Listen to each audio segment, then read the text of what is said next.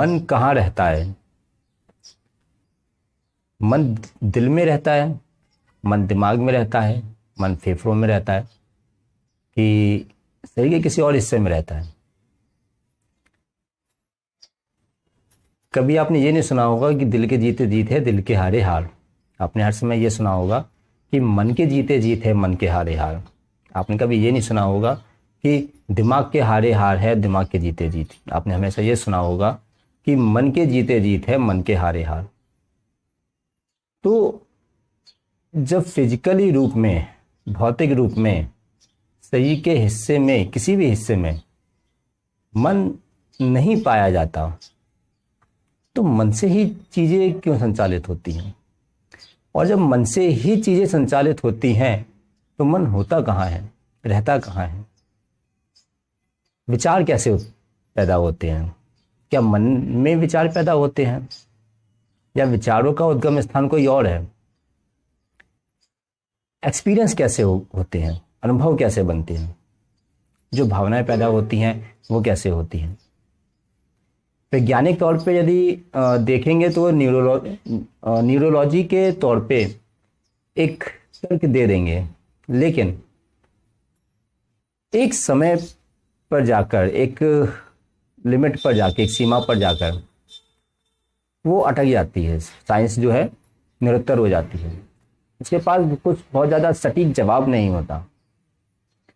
फिर वो चीज़ों को एक दूसरे के ऊपर लपेट कर, एक दूसरे से संबंधित करके जो है कुछ ना कुछ तर्क देने की कोशिश करते हैं, लेकिन वो कोई सटीक जवाब नहीं होता इन सारी जो है सवालों का, कि विचार कैसे पैदा होते हैं, मन कहाँ होता है, और जो चीज़ें हमारे आसपास चल रही होती है वो हमें महसूस क्यों होती हैं। अब कई लोग कहेंगे महसूस तो इसलिए होती हैं क्योंकि दिमाग है, दिमाग में फिर सवाल ये चीज़ें उठती हैं, फिर दिमाग में ये सवाल उठता है कि जो चीज़ें हमारा दिमाग महसूस करता है वो दिमाग क्यों महसूस करता है और कैसे महसूस करता है।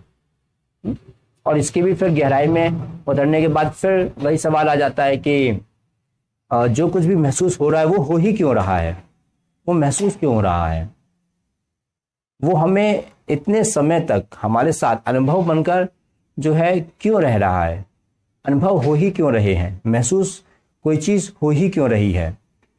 उसको महसूस करने के लिए जो विचार पैदा हो रहे हैं, जो भावनाएं पैदा हो रही हैं, वो विचार और भावनाएं पैदा ही क्यों हो रही हैं। अब कई लोग कहेंगे ये तो कि हम इंसान हैं इसलिए हो रहे हैं। तो इंसान है, इंसान मतलब क्या? फिर सवाल यह आ जाता है, इंसान मतलब क्या? दो आंखें, दो कान, एक मुंह, एक नाक, दो हाथ, दो पाँव, या शरीर का कोई और पार्ट जिसे हम इंसान कह सकते हैं? हम इंसान हैं इसलिए महसूस हो रहे हैं, या हम एक जीवित प्राणी हैं इसलिए हमें ये सारी चीज़ें महसूस हो रही हैं? तो फिर सवाल पैदा हो जाता है जीवित प्राणी मतलब क्या?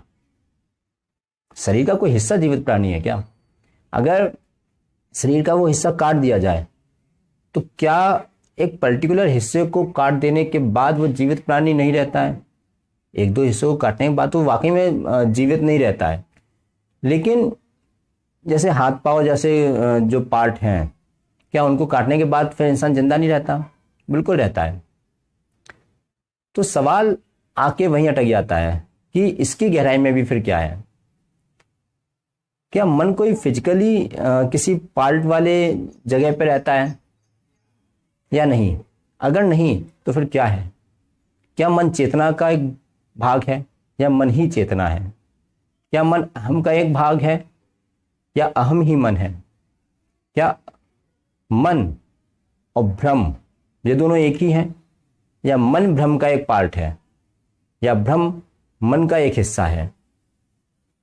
क्या मन ब्रह्म का एक हिस्सा है, या मन अपने आप में ही एक ब्रह्म में है? या फिर ये सारी चीजें जो हम सुनते हैं, जैसे आपकी चेतना का शब्द हो गया, और मन हो गया, ब्रह्म हो गया, ब्रह्म हो गया, अहम हो गया, ये सारी चीजें एक ही हैं। और कहीं ना कहीं इससे जुड़ी हुई एक और भी चीज है जिसे हम कहते हैं प्राण शक्ति, जो कि इस पूरे ब्रह्मांड में हर तरफ फैली हुई है। उसके होने के कारण ही हमें चीजें महसूस होती हैं। मन कोई फिजिकली कोई पार्ट तो है नहीं शरीर का जो हमें ऐसे दिखाया जा सके, देखो ये रहा मन। तो हमारे आसपास जो भी चीजें हो रही हैं वो इसलिए हमारे लिए हो रही हैं क्योंकि हमारे अंदर कुछ है जिसके कारण हम वो चीजें महसूस करते हैं, हम जान पाते हैं कि वो चीजें हो रही हैं। ये जानना, जिसके कारण ये जाना जाता है, जो कुछ भी हो रहा है वो मन है।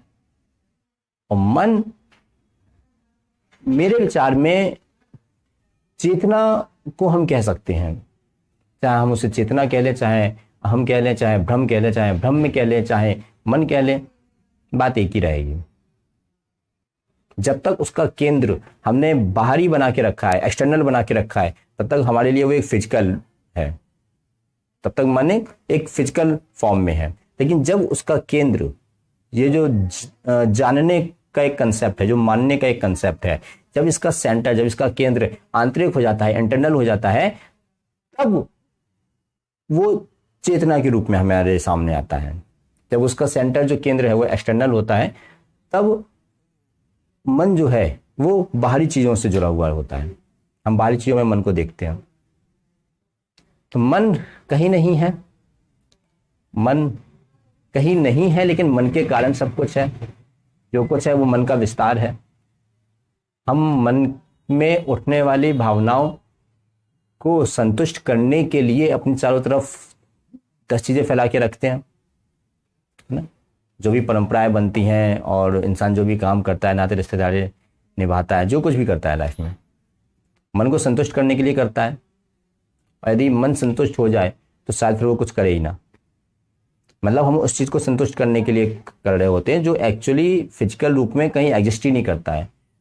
कौन संतुष्ट करने के लिए कर रहा है? संतुष्ट करने के लिए कौन कर रहा है? अब कहेंगे मैं। अब मैं कौन है? अगेन मन। मन को ही संतुष्ट करने के लिए मन का विस्तार कर रहा है। जब मन संतुष्ट नहीं है तब तक वो विस्तार होता चला जा रहा है। जब मन संतुष्ट है तब वो संकुचित होकर, शून्य होकर अनंत होता जा रहा है। और भी बहुत कुछ है मन के ऊपर कहने के लिए। तो फिर मन के ऊपर कुछ और बातों को लेके मिलेंगे अगली वीडियो में। अभी के लिए इतना ही। धन्यवाद।